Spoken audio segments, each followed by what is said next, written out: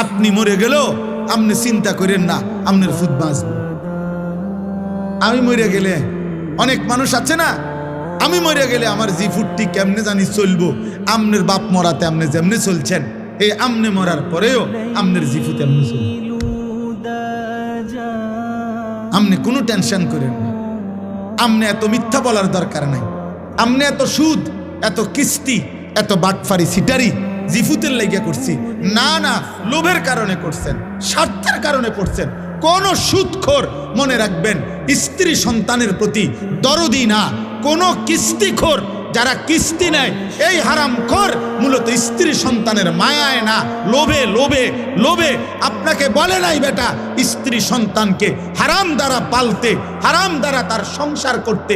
আপনাকে আল্লাহ বলে নাই, নবী বলে নাই, রাষ্ট্র বলে নাই, মেম্বরে বলে নাই, চেয়ারম্যানে বলে নাই, এই পৃথিবীর কোনো পাগলেও বলে নাই।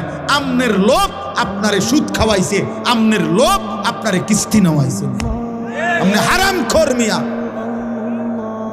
কোন হারামখোরের সন্তান মানুষ হয় না। আমি বলে গেলাম, লিখিত দিলাম, লিখিত। সুদখোরের সন্তান মানুষ হয় না, কিস্তিখোরের সন্তান মানুষ হয় না, ঘুষখোরের সন্তান মানুষ হয় না। যদি বলেন মানুষ হইছে আমারে বলেন, আমি দেখতে যাব।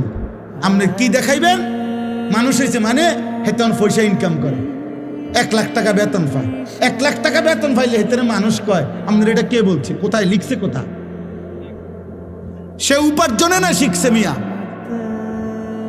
সে পয়সা রোজগার করা না শিখছে। আপনার সন্তান টাকা উপার্জন করলে তো মানুষ হয়েছে বলে না। এই পৃথিবীর কোনো অভিধানে, কোনো ডিকশনারিতে কোথাও কথা লেখা নাই যে মানুষ কাকে বলে। যে উপার্জন করে টাকা, তাকে মানুষ বলে? তাকে বলে মানুষ মিয়া? কোথায় লিখছে এটা বলেন? পৃথিবীর কোথায় লিখছে কথা? ইনসান তো ভিন্ন কিছু, ইনসান তো ভিন্ন কিছু।